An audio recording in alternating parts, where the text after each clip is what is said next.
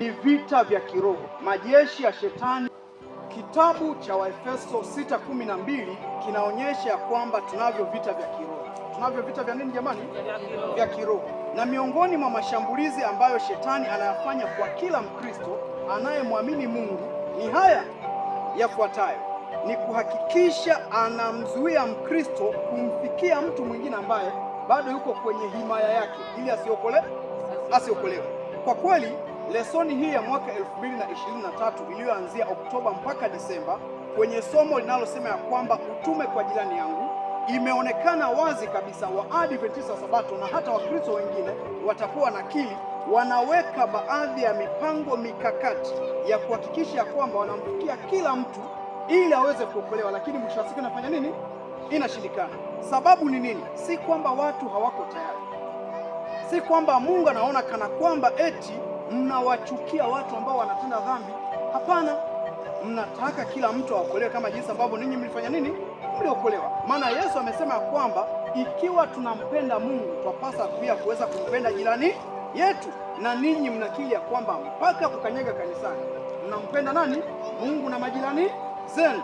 Ni kitu gani hasa ambacho kinatufanya sisi leo hii tusibahatike kuweza kuifikia kila roho katika taifa hili na hata watu walioko nje ya taifa yamkini wanafanya juhudi za msingi kuweza kuwafikia watu waweze kuokolewa? Ni nini hasa ambacho kinawasababisha wasiweze kuwafikia? Ni vita vya kiroho. Majeshi ya shetani yamedhihirishwa wazi na Paulo kwenye kitabu cha Efeso 6:12 ya kwamba yanafanya mipango mikakati ya kupigana na sisi ambao tunamwamini nani? Kristo, ili tusitimize ujumbe wa Kristo ambao upo kwenye kitabu cha Mathayo 28 mstari wa 19 na mpaka 20 pale, ya kwamba tuenende kwa kila mtu, tuenende kwa kila taifa, tuhubiri injili ambayo shetani anaizuia isifanye nini? Isifahamike. Zamani tulisikia watu wananena kwa lugha. Tungetarajia watu wangezungumza Kiarabu mahala fulani wakiwa wanahubiri, wangezungumza Kiha kwa wale ambao hawajui Kiha, wangezungumza Kiswahili kwa wale ambao hawajabahatika kuweza kufanya nini? Tuseme labda mtu hajabahatika kuweza kujua Kiingereza, akija mtu ambaye anafahamu Kiingereza, maana yake huyu Muingereza anaweza kapewa uwezo na Mungu wa kuzungumza nini? Kiswahili. Huko ndiko ambako kunaonyesha wazi kabisa ya kwamba tunaweza tukazungumza na wengine kwa lugha zingine na wakamwelewa nani? Mungu wetu. Kwa hiyo lesoni hii ambayo kwa kweli ilisisitiza kuweza kumtafuta jirani yako ambaye bado hajamfahamu Mungu, hasa kutokana na kile kitabu cha Luka 10:27, inaonyesha kwamba usikubali hata kidogo shetani aichukue roho ya nani? Roho ya mtu. Kwa tunapokwenda kufanya maombi siku ya leo, tunakwenda kumwambia Mungu wetu kila aina ya nguvu ovu na mbaya ambayo inatuzuia tusifanye uinjilisti kwa njia ya nyimbo, kwa njia kubwa. Kwa mfano sisi hapa, si ndio, tumeshabahatika kufanya recording bado, si ndio? Maana yake tunatamani tuweze kufanya recording audio, tuweze kuwafikia watu wengi mtandaoni, ndani na nje ya nchi.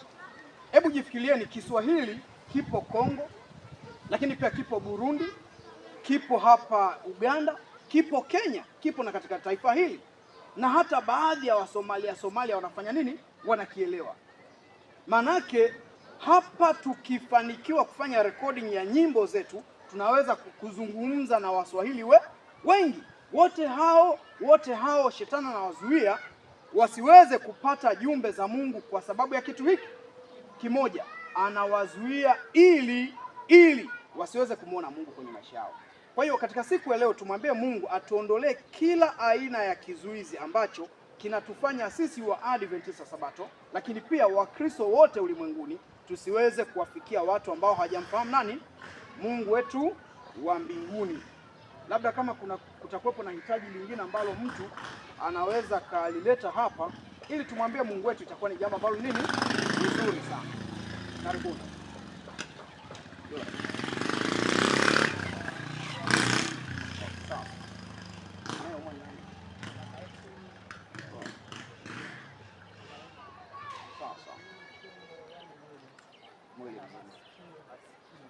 Masikio hasikii. Mimi alinitoa mbali. Hivi kuna kitu kingine ambacho mimi si hata kukizungumza, si ndio? ikiwa mimi akili zilienda pembeni kabisa, nikawa kama kichaa, si ndio? Ila Mungu akaniponya, haiwezekani. Yani Mungu wala hawezi kuacha kukuponya, atakutendea. Sio hivyo tu, mimi nilikuwa natoa haja kubwa hapo hapo na haja ndogo, ila nilipona. Amen. Sisi, umenipata vizuri? Kwa hiyo huo ugonjwa usikupatie hata changamoto yote ile. Yaani hapa tunaenda kumwambia Mungu wetu na kesho asubuhi utakuwa uko vizuri. Mungu hana shida, anatupigania. Ombi lingine jamani, familia zetu.